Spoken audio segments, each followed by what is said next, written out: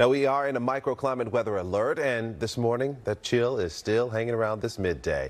Meteorologist Carrie Hall will tell us what part of the story. You know what? We're going to have to wait around because it's still going to be cold out there. But this weekend, shaping up for more bitter cold. That's right. Bay Area shelters are doing their part to help those with nowhere to go. Today in the Bay's Kris Sanchez is live in San Jose. And Kris, we know you were literally freezing this morning with some of those temperatures. How are you doing now? Well, it's been nice to have the opportunity to thaw out just a little bit. These beautiful blue skies are great, but it is still really cold out here, and that's uncomfortable for those of us who have a home, but for folks who are living out on the streets, it's downright dangerous. And that's why the resources at Home First Santa Clara County have been in high demand. The folks there at the shelter here, the Bacardo Center on Little Orchard in San Jose, say that they have street-based teams out making sure people know where they can turn for help. All of our program teams are out there in full force. We have street-based outreach that's also getting the word out with cold weather shelter programs and just really making connections to all of the folks out there to encourage people to come in and stay safe, distributing, those needed items if people need them and don't want to come in.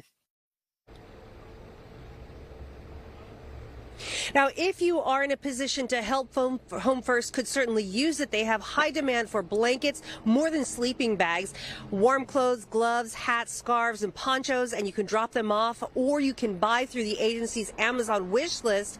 And that number on your screen there, I just learned this. It's one that you can call if you see someone you want to help connect with services. Now, if you're headed out early tomorrow, give yourself some extra time because you might have to scrape some frost off the windshield, and if you're headed to Santa Cruz, you may see Caltrans doing some of the traffic control we saw this morning, making sure that people don't drive too fast for the conditions. We saw that this morning. Now, during this break in the rain, take a look at your trees. Thursday's wind did a number on several large ones in San Francisco, including one that came down on overhead muni lines, and that was just about one of 6 big ones that came down in San Francisco. The next round of stormy weather could also mean more power outages.